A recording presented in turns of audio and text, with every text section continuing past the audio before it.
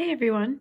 So I figured I'd go over solving logarithmic inequalities because a few people had questions. So this is the backside of notes section 3 for logarithms.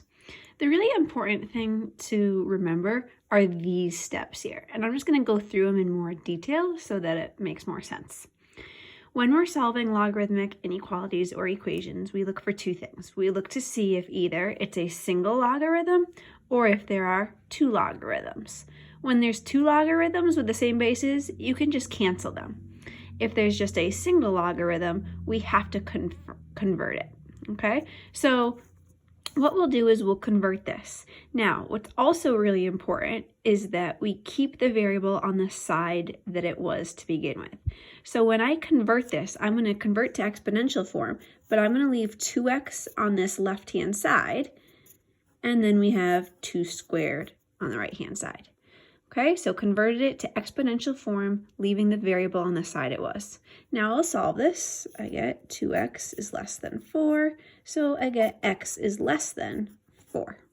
Okay, now the other thing that we need to understand is that if I say x is less than 4, that could mean 0, negative, etc. But remember, when we're taking a log, this value has to be positive. So that's what we have to do with finding your domain restraints. Since this value of the log must be positive, I'm going to do my domain restraint. 2x has to be greater than 0. So when I solve that, I get x is greater than 0. So now there's two parts to my answer. The solution itself said x has to be less than 4. And the domain said x has to be greater than 0. So we can write this in two ways. We can write it as x such that x has to be greater than 0 or less than 4.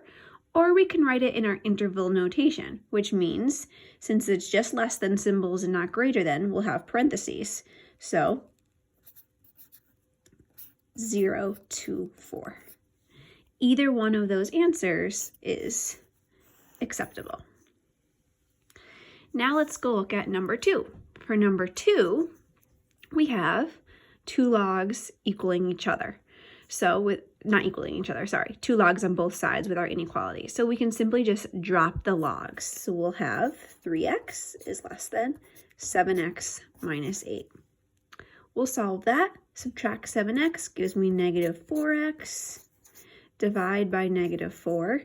Remember, when we're dividing by negative 4, we are going to flip our inequality symbol. So I get x is greater than 2. Now, let's double check our domain. So our domain restraints is that this value, what I'm taking the log of, must be greater than 0. So 3x is greater than 0.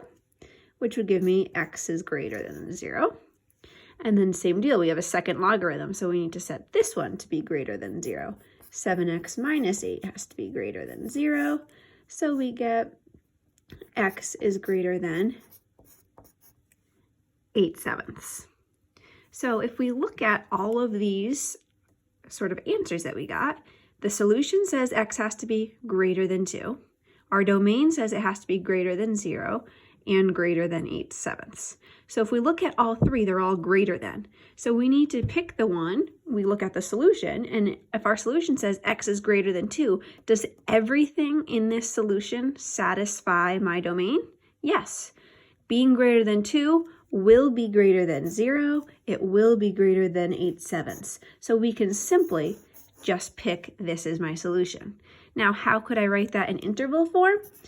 If I'm greater than 2, we'll have a parenthesis, and anything greater than 2 takes me to positive infinity. So either way is fine.